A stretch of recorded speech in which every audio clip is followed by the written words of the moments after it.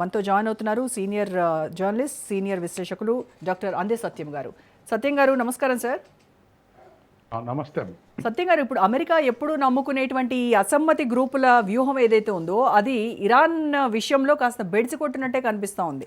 అంటే యుద్ధం మొదలైన తర్వాత ఈ కుర్దులు బలూచీలో జాతీయ భావం పెరిగిపోయి వాళ్ళు మౌనంగా ఉండడము, తర్వాత ట్రంప్ అంచనాలను ఈ విషయమే తలకిందులు చేసింది అని అనుకోవచ్చు అంటారా? ఇరాన్ అంతర్గత ఐక్యతను అమెరికా ఇక్కడ ఏమన్నా అండర్ ఎస్టిమేట్ వేసిందా? ఏం జరిగిందంటారు ఈ విషయంలో?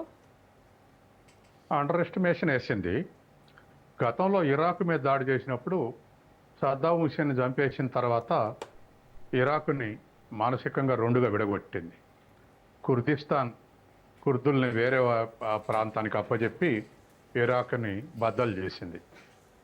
అక్కడ కుర్దులు దరిదాపు ఎక్కువ ఉన్నారు ఇరాక్లో. ఇక్కడ ఇరాన్లో కుర్దులు ఒక 10% మంది ఉంటారు. కాబట్టి ఇరాక్లో చేసినటువంటి విధంగానే ఇరాక్లో కుర్దులను రెచ్చగొట్టి ఏ విధంగా అయితే ఇరాక్ని 2 భాగాలకు విభజించిందో అట్లా ఇరాన్లో కూడా ఇవాళ అటు కుర్దులు ఇటు బెల్చూస్ని ఇద్దరిని కూడా రెచ్చగొట్టి ఐఆర్జీసీకి సహకరించే వాళ్ళుగా తయారు చేయాలనేది అమెరికా వ్యూహం. తర్వాత ఇరాన్కు తూర్పులో బెలుచిస్తాన్ ఉంటుంది. కాబట్టి బెలుచూలు బలంగా ఉన్నారు. అది పాకిస్తాన్లో ఒక ప్రావిన్స్. పాకిస్తాన్లో 4 ప్రావిన్సులు ఉంటే అందులో ఒక ప్రావిన్స్ బెలుచిస్తాన్. బెలుచిస్తాన్లే కాకుండా ఇరాన్ తూర్పు ప్రాంతంలో కూడా కొంతమంది ఉన్నారు. కాబట్టి అది మొత్తం కూడా బెలుచిస్తాన్ అనేటువంటిది బెలుచిస్తాను ఉద్యమకర్తల యొక్క అభిప్రాయం. తర్వాత ఇరాన్కు పడమరల ఇరాక్ ఉంది. ఇరాక్లో కుర్దులు ఉన్నారు. అట్లే కుర్దులు కొంతమంది ఇరాన్లో కూడా ఉన్నారు కలిసి. కాబట్టి వెస్ట్లో కుర్దుల్ని, ఈస్ట్లో బెలుచూల్ని రెచ్చగొట్టి ఐఆర్జీసీకి వ్యతిరేకంగా సాయుధ పోరాటంలో గెరిల్లా ఎట్లాగూ రేపు ఐఆర్జీసీ అమెరికా మీద తర్వాత ఇజ్రాయెల్ మీద గెరిల్లా యుద్ధమే. వియత్నాంలో ఎట్లా జరిగిందో అట్లా ఇక్కడ కూడా. కాబట్టి ఎక్కడైనా అలా రెచ్చగొట్టం. వియత్నాం వారిలో ఉత్తర వియత్నాం మీద దక్షిణ వియత్నాన్ని రెచ్చగొట్టింది.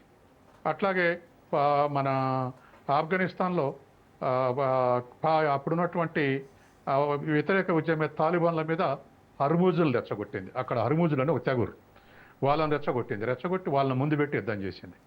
అక్కడ కూడా ఓడిపోయింది. వియత్నాంలో ఓడిపోయింది, ఆ పని చేసింది, ఎక్కడ ఓడిపోయింది. అట్లాగే ఇరాక్లో అది సక్సెస్ అయింది. ఇప్పుడు అంటే దేశం ఓడిపోయిన తర్వాత విభజించింది.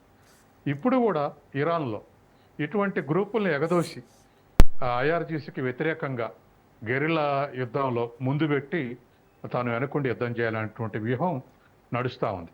అయితే ఇవేమో యుద్ధం చేయటానికి, కానీ అసలు మొత్తం ప్రభుత్వాన్ని ఆనాటి కొమేని ఈనాటి కొమేనిని కూడా పక్కకు దోసేసి గతంలో ఏ గ్రూపులను అయితే అమెరికా రెచ్చగొడితే ప్రదర్శనలు చేసిర్రో అటువంటి గ్రూపులను రెచ్చగొట్టి ప్రజా ప్రదర్శనలకు పిలిపించి ప్రదర్శనలు చేసి మెజారిటీ ప్రజల్ని సమీకరించి ఈ కొమేని 1, 2ని కూలదోయాలనేటువంటి ఉద్దేశంలో అమెరికా యుద్ధంలోకి దిగింది. కానీ ఇవాళ వచ్చినటువంటి రిజల్ట్ ఏమిటంటే ఇరాన్ ప్రజలేం అమెరికాకు వ్యతిరేకంగా యుద్ధం కాకముందే మనం ఒక డిబేట్లో మనం చేసినటువంటి డిబేట్లో ఇరానీల వ్యతిరేకత అమెరికా వ్యతిరేకత ఉంటుంది. వాళ్ళుగా ఆలోచించినప్పుడు విభేదాలు ఉండొచ్చు, కానీ అమెరికాతో పోరాడే విషయంలో ఒకటయ్యే ప్రమాదం ఉందని చెప్పాను నేను. ఇవాళ అదే విధంగా వ్యవహరిస్తున్నారు.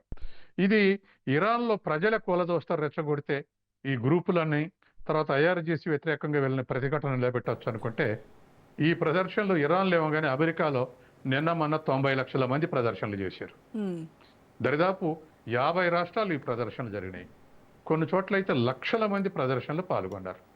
దీంతో ట్రంప్ అక్కడ ఉన్నటువంటి డెమోక్రటిక్ పార్టీ ప్రోత్సహిస్తుంది అని చెప్పేసి ఒక మాటను వదిలేశాడు, కానీ అది బాగా ఒత్తిడికి లోన్ చేస్తున్నాడు. తర్వాత ఒక్క అమెరికాలో కాబట్టి ఆ ప్రదర్శనలు చూసి ఇన్స్పిరేషన్ తోటి యూరోప్లో కూడా అన్ని దేశాల్లో ప్రదర్శనలు జరిగినాయి. తర్వాత అన్ని యూరోప్ దేశాలు మిగతా దేశాలు ఈ యుద్ధం ఎందుకండి అని అడిగే పరిస్థితికి వచ్చింది. ఏమిటికి అసలు యుద్ధం అనేటువంటి పరిస్థితికి వచ్చింది. కాబట్టి ఇరాన్ వ్యూహం సక్సెస్ అయింది. ఇరాను హార్ముజ్ జలసంధిని మూసేయటం, తర్వాత చుట్టూన్నటువంటి ఈ గల్ఫ్ దేశాల ఆయిల్ మీద దాడులు చేయటంతో, అమెరికా స్థావరాల మీద దాడి చేయటంతో ఇది ఇరాన్ సంక్షోభం కాకుండా ప్రపంచ సంక్షోభంగా మార్చగలిగింది.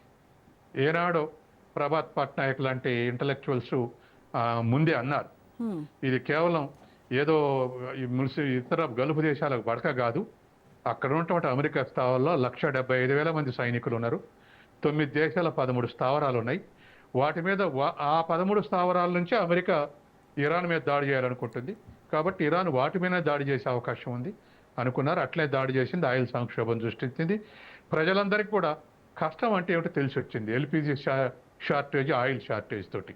కరెక్ట్. కాబట్టి ప్రతి దేశంలో కూడా ప్రజలు నెగిటివ్గా రియాక్ట్ అయ్యే పరిస్థితి వచ్చింది, ట్రంప్కి కానీ అమెరికాకి కానీ. హ్మ్. ఇటువంటి పరిస్థితుల్లో అమెరికా వ్యూహం అన్ని విధాలు కూడా ఫెయిల్యూర్ అయ్యి ఇప్పుడు ట్రంప్ హీరోగా పోవాలనుకుంటే అమెరికాకు గెలిచి ఇవాళ ఫేస్ సేవింగ్ తోటి నేను గెలిచిన అనిపించుకోవటం తప్ప ఇంకో పరిస్థితి లేనటువంటి స్థితిలో ఇవాళ ట్రంప్ ఉన్నాడు. అయితే అయతుల్లా ఖమేనీ హతమైన తర్వాత ఇరాన్ కంప్లీట్గా స్మాష్ అయిపోతుంది, కుప్పకూలిపోతుంది అని వాషింగ్టన్ భావించింది సార్. ఫస్ట్ వాళ్ళ ఇంటెన్షన్ కూడా అదే, ఇంకా అయిపోయింది అన్నట్టుగా. కానీ వెంటనే ముజ్తబా ఖమేనీని సుప్రీం లీడర్గా ఎప్పుడైతే అనౌన్స్ చేశారో దాని తర్వాత అక్కడ ఆ ఖమేనీ అంటే ముజ్తబా ఖమేనీని సుప్రీం లీడర్గా ఎన్నుకోవడం అనేదే ఐఆర్జేసీ అమెరికాకు కోలుకోలేని షాక్ ఇచ్చినట్టే చెప్పుకోవాలి నిజానికి. అయితే ఎప్పుడైతే ఈ ముస్తబా పగ్గాలు చేపట్టారో అప్పటి నుంచే ఇంకా ఈ యుద్ధం కూడా తీవ్ర రూపం దాల్చింది అని మనం ఒక కన్క్లూజన్కి రావచ్చా సార్? ఖచ్చితంగా. ఇప్పుడు ఫస్ట్ నెంబర్ 1 పొజిషన్స్ ఉన్నటువంటి లీడర్లు ఫస్ట్ డేనే చనిపోయారు, అది సైనికుల్లో కానీ లేదా పవర్ లీడర్లు కానీ. తర్వాత ఖోమేనీతో సహా చనిపోయారు. తర్వాత రెండవ స్థానంలో ఉన్నటువంటి వాళ్ళు నాయకత్వం వహించకపోతే వాళ్ళని కూడా చంపేశారు. ఇప్పుడు 3వ తరగతి చదివినటువంటి లీడర్లు ఇట్లా మేల్కొని ఆర్గనైజ్డ్ ఎఫర్ట్ చేసి మళ్ళీ ఆ ఖొమేనీని డిక్లేర్ చేసి సమైక్యంగా అమెరికాని ప్రతిఘటించడం అంటే ఖచ్చితంగా వాళ్ళకు బహుశా మతం యొక్క రిలీజియస్ కమిట్మెంట్ కావచ్చు, రెండోది ఖొమేనీ శిక్షణ కావచ్చు, మూడోది మొదటి నుంచి తరతరాలుగా ఉన్నటువంటి ఇజ్రాయెల్ వ్యతిరేకత కావచ్చు, మొత్తం మీద సమైక్యంగా ఉండి ఇవాళ రెసిస్ట్ చేస్తున్నారు. అందుకని ఇవాళ ఉన్నటువంటి పరిస్థితిలో తృతీయ శ్రేణి లీడర్లు ఇవాళ ఇరాన్ యుద్ధాన్ని నడిపిస్తున్నారు. అది గ్రేట్నెస్ ఆఫ్ ది ఖొమేనీ. వాళ్ళలో ఆ మత రిలీజియస్ కమిట్మెంట్ పెంచాడు. తర్వాత షాకు వ్యతిరేకంగా వచ్చినటువంటి రాజ్యం యొక్క ప్రతిష్టను కూడా వాళ్ళలో ఇంటర్నలైజ్ చేయగలిగాడు.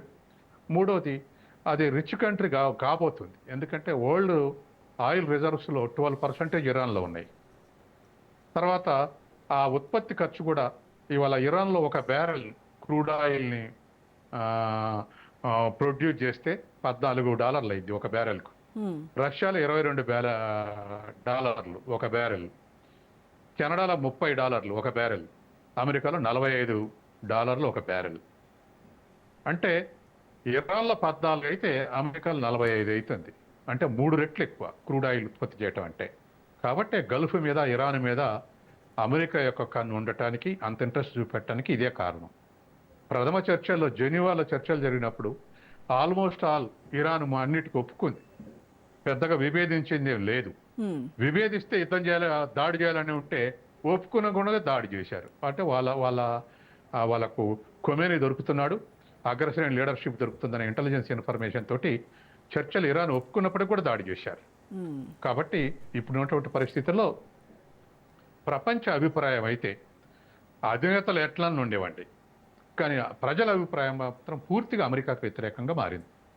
ఓకే.